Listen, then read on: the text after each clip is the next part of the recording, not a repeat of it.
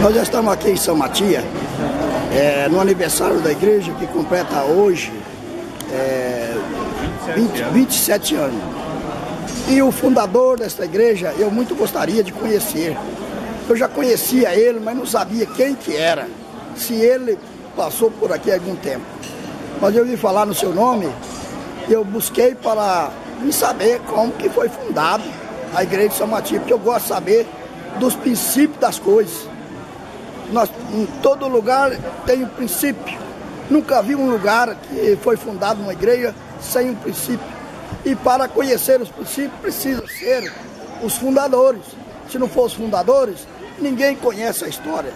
Então aqui está o pastor Francisco José da Silva. Pastor Francisco José da Silva, como se deu a sua vinda para São Matias e em que ano se foi? Segundo o pastor Benedito nos falou uma vez em reunião, no ano de 87, que foi um político aqui da Bolívia que chegou para ele e implorou que entrasse missionário aqui na Bolívia. E ele fez esse apelo para o Brasil inteiro. Na época, quando eu entrei, eu era o 28 missionário, eu já era o 28º missionário, entrado dentro da Bolívia. Todo lado veio do Pará, Belém, veio de Rondônia, todos entraram. Eu fui o 28º, que segundo eu sei, que me contaram, segundo a lei que nos mostraram para entrar aqui na Bolívia. E o pastor Benedito fez um apelo que precisava entrar e obedecer. Uma porque era dever dele, porque a igreja tem que fazer missão. Aí nisso tinha, na época, um pastor Arão, que dirigia a igreja do Rio Branco, lá perto do Salto do Céu, que ele falava em espanhol. Ele já tinha sido missionário em Oruro, alguns anos atrás. Aí ficou ele para vir aqui, olhar, conversar. Ele e um pastor, Jair Rosa, que hoje em dia está de idade, mora em Comodoro, tem quase 80 anos de idade. E esses dois homens vieram aqui em São Matias. E chegando aqui em São Matias, olharam tudo, viram como que era.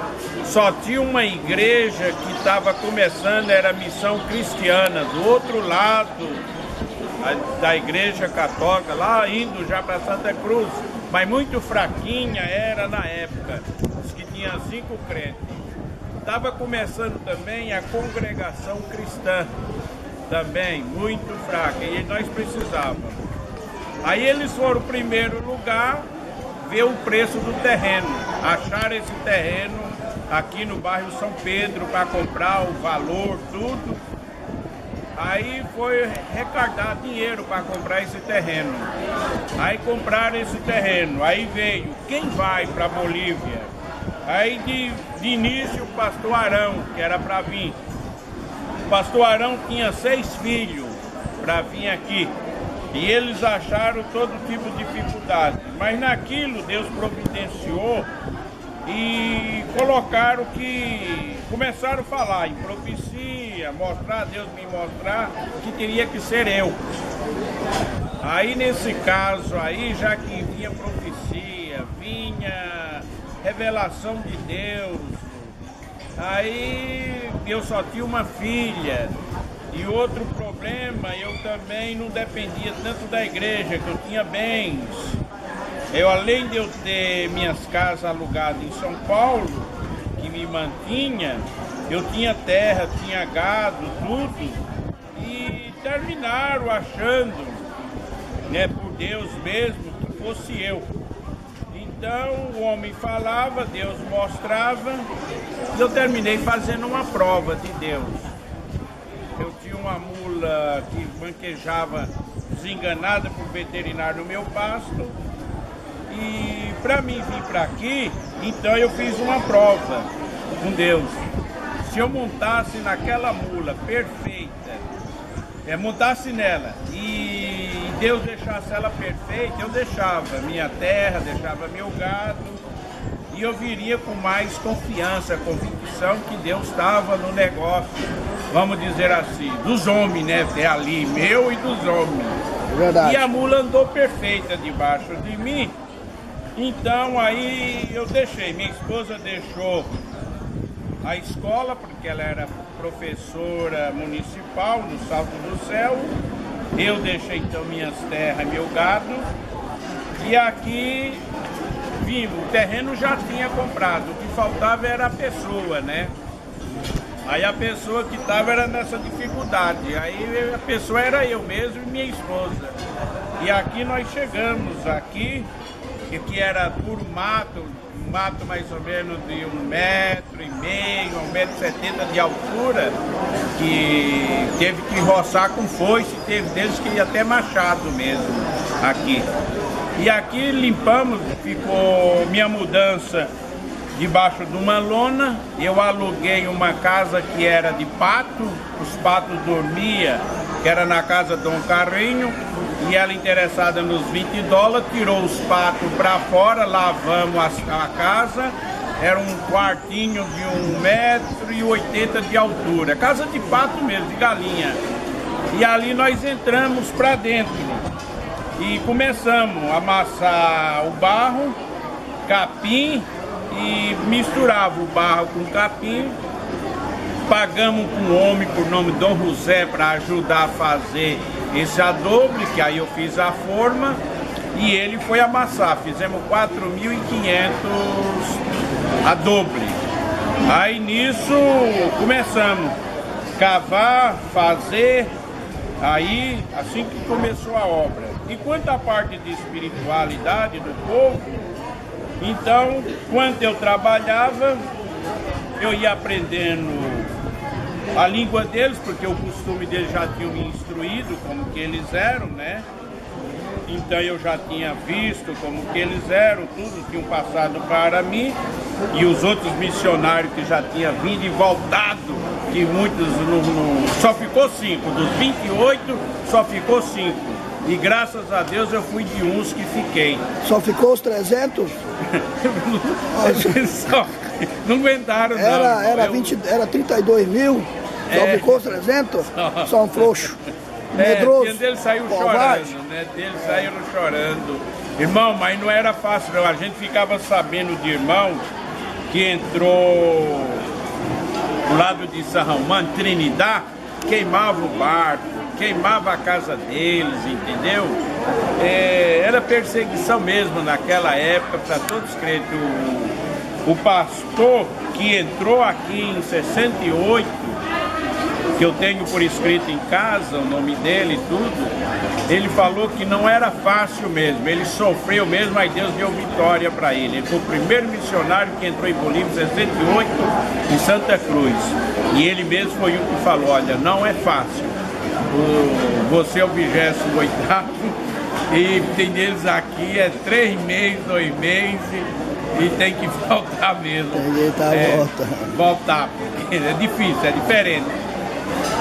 Então, aí, né, voltando, falando a espiritualidade, aí Deus abençoou, porque poucos dias que eu estava aqui, na fundação daí, nós cavamos e era feito o alicerce com pedra canga, areia e cimento.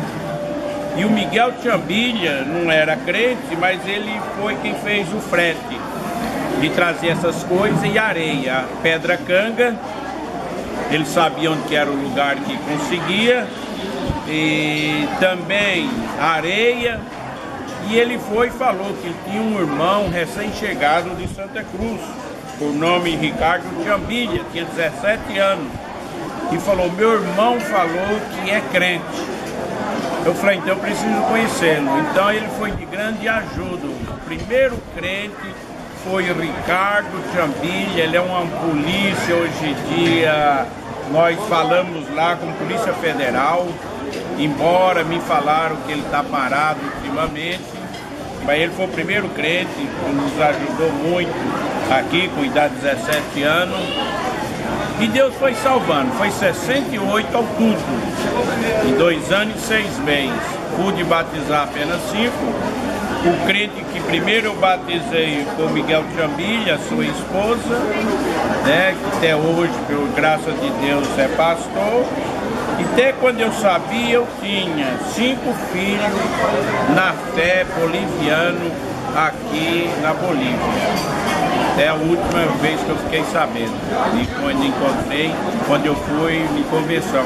Porque faz muitos anos que eu não vou para dentro da Bolívia, né? E, irmã Sueli? Sueli. Irmã Sueli, como que a senhora, a irmã, viu a missão naquela época, sendo que vocês tinha casa, tinha sítio, tinha vaca, tinha o emprego dela, seu emprego, tinha praticamente tudo para ser rico e deixar tudo, renunciar tudo. Como se sentiu assim, mano? Irmão, para servir o nosso Deus, eu me senti muito honrada por isso aí. Até hoje, eu não me arrependo de nada do que fizemos, né? Tudo é para a glória do Senhor. Fiquei muito contente, porque foi uma experiência muito bonita na nossa vida. A irmã sofreu muito com a língua? Não. Aprendi rapidinho. Aprendeu rapidinho? Sim. E assim, com a cultura? O tipo de comida, assim, a maneira deles receber a gente, a maneira deles tratar. Como que a irmã sentiu assim? Não foi difícil? Não foi difícil. Não foi difícil? Amei muito esse povo, continuo amando. E pastor Francisco, sim. Quanto tempo ficou aqui na Bolívia? Olha, de direto foi 2 anos e 6 meses. Mas que eu, quando estava com 2 anos e 6 meses, o pastor Benedito falou que me precisava de vir no Brasil. Aí o que eu fiz? Orei a Deus. Quem ia ficar no meu lugar? E Deus me revelou. Eu estava lá dentro da igreja e eu levantava em visão, abria a porta da frente e entrava Miguel Tchambide e a esposa dele. E Deus falou para mim, candidato eleito. Aí eu falei, bom, então Miguel Tchambide vai ficar aqui. Aí eu fui para o pastor Benedito e falei, pastor Benedito, se o senhor quiser me tirar da Bolívia, já tem a pessoa. E contei a visão para ele. Falei, então vai ser o Miguel Tchambilha mesmo que vai ficar. O pastor já conhecia ele, que eu já tinha levado lá. Porque aqui dentro da Bolívia, eu abri o trabalho que existe em Clarinópolis, foi eu. Soteco, que é tudo Brasil, foi eu. Daqui lá? Daqui lá eu ia. Eu ia de bicicleta. Eu estava na Bolívia abrindo trabalho no Brasil? Tinha 5 trabalhos no Brasil. Tá hoje, até hoje, tem 3, foi aberto por mim. A Clarinópolis, o senhor indo aqui pro Limão, o senhor vê, Clarinópolis, né? Ali era uma fazenda, hoje em dia é uma cidade. Quando eu comecei ali era uma fazenda, aquela fazenda virou uma cidade. O primeiro terreno que foi comprado da fazenda, na esquina, foi eu que comprei. Aí fiz uma casa de tábua. Soteco também é uma cidade dentro da Soteco, não sei se o senhor sabe, né? Então, quer dizer, ali foi eu que comecei abrindo, hoje em dia tem igreja boa, tem todo o conforto, o dono da fazenda deu todo o apoio para mim. E tem Piedade, que é um povo, depois que eu passei, eu não sei, mas que eu deixei crente lá e deixei na aldeia chamado Roça Velha também. É uma aldeia de índio também, outro do Brasil também. Ali deixei. E aqui eu pude deixar em São Francisco, né? Uma família lá que nós todo domingo se reunia debaixo do pé de manga, né? Foi onde eu alcancei, consegui deixar crente. E aqui e na Curixa. Na Curixa o primeiro crente foi o Pernambuco, já é falecido, né? E daqui eu ia para outra fazenda Miura. Na fazenda Miura, 38 crentes ficaram. De que o senhor ia? Olha, no começo eu ia de bicicleta, né? Depois eu passei de moto e fiz um bocado a cavalo também. A irmã ia junto? Não, ela não aguentava, só Não, eu mas mesmo. Aí só para homem mesmo. É, homem mesmo. A Eu mulher era só louco. tá apoio, porque sem a mulher não faz nada. Homem não faz nada sem mulher. Era eu mesmo, porque em certo lugar eu tinha que desmontar a moto, passar debaixo de arame farpado e montar de novo e ir por fazenda até chegar. Aqui não tinha estrada naqueles tempos. Nem Bolívia, aqui em Bolívia eles andavam montados numa vaca, num boi. Não sei se o senhor já viu eles aqui. Já vi, viu já ainda? vi. Então, naqueles tempos nós tínhamos que atravessar a lagoa aqui para ir evangelizar. Entendeu? Aqui, para ir para Santa Cruz, tinha tempo que dava 50 quilômetros só de água. Ou era montado no cavalo mesmo. Hoje em dia está diferente. Hoje tá, ainda Daqui demora. para cá nós gastávamos 5 horas de carro. Meu Deus. Era difícil mesmo, né? Difícil. E assim, como o senhor chegou aqui, houve algumas perseguições? Isso aí sempre tem, né?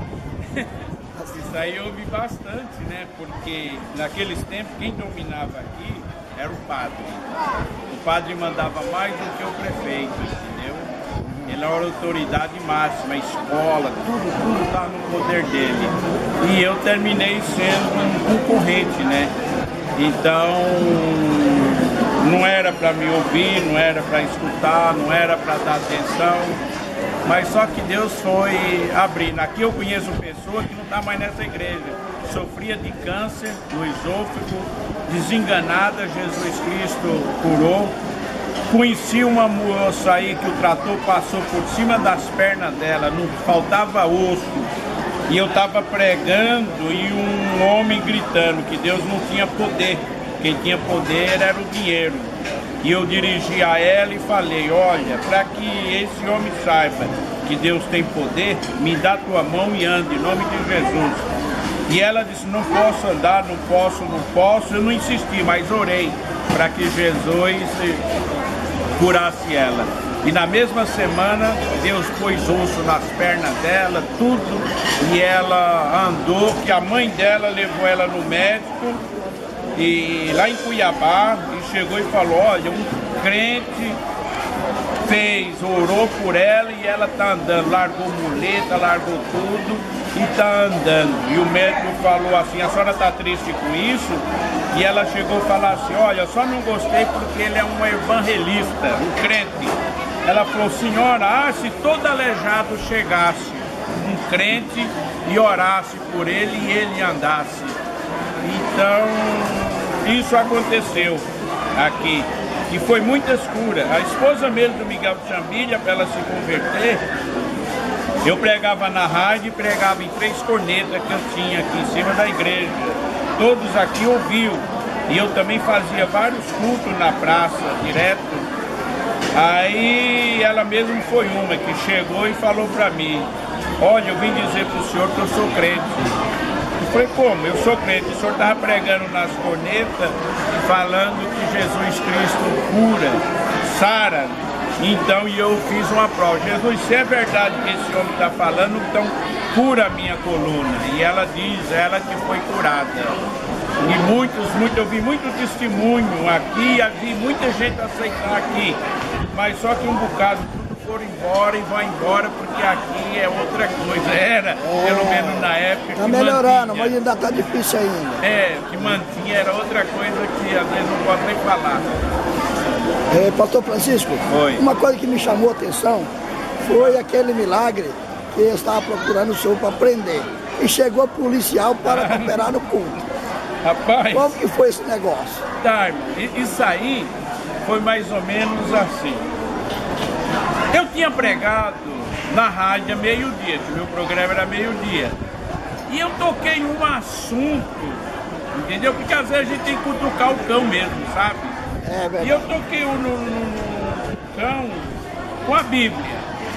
E a pessoa não gostou. A Bíblia diz perturbar os moradores da Isso. terra. Aí não gostou. Aí quando chegou de tardezinha, falou pra mim que eu não ia mais abrir minha boca dentro de São Matias. Ia ser tampada a minha boca, nem que eu fosse preso. E a pessoa foi lá na polícia e deu queixa, deu parte, né? para me prender. E eles aqui, brasileiros, não tinha vez. Vez é eles mesmos, né? E quando eu entrei aqui, nós assinamos um termo de não se intrometer na política, não se intrometer na lei deles e nada. Então assinamos, era 3 fichas de papel, cada uma dizendo, uma era da política, que não era para se intrometer, outra que não era para se intrometer nos costumes que eles tinham, porque pai vendia filha por dote, né? E tinha esses costumes, não sei se hoje em dia tem. Hoje não tem mais, acabou isso. Bolívia evoluiu, mas mesmo assim eu me intrometia, né? Eu ensinava. E tinha outra coisa que não era para se intrometer, entendeu? Era pesado, então você não podia se intrometer. Aí tudo bem, aí nisso aí, foi lá e deu parte. Aí, de repente, estava o povo esperando o assunto, que eu ia preso, eu ia preso, eu ia preso. Aí chegou a hora, já estava começando a escurecer, começando o culto, que eu começava o culto cedo. O culto aqui naqueles tempos funcionava curto. Eles não gostam de nada comprido, né? Curto. Então eu começava cedo e terminava curto, rápido. O culto no máximo, era 1 hora que tinha, que mais eles não tinham paciência naqueles tempos de ouvir, é coisa curta. Então quer dizer, aí eu tinha que começar cedo. Aí de repente vinha vindo 2 soldados. Aí todo mundo disse, lá o soldado, vai vir prender, vai vir prender, vai vir prender, e eu fui de encontro com eles. Aí quando eu cheguei, saudei eles, pensando que ia me prender, mas aí foi e me saudou. A Pai do Senhor, mano, eu falei, Pai do Senhor. Aí eu falei, eles falaram, nós viemos aqui cooperar com você, nós fomos enviados para cooperar com você. A palavra já estava dizendo que não era homem. Exato, aí 2 bonitos, sabe, boliviano, a semblante dele, porque na teofania, eu já vi anjo 2 vezes, na teofania era tudo semelhante homem. Aí os 2 vieram, aí eu falei, vocês tocam? Ele falou que sim. Ele falou, não, nós alabamos e tocamos, porque eu desconfiei que era anjo. Aí já peguei uma guitarra e o povo ficaram, uns entraram para dentro da igreja para assistir o culto e outros ficaram na frente lá da igreja. E eles cantaram, eu pus as cornetas para fora, tudo. Falei, então vão ouvir, para o povo saber que eu não estou preso.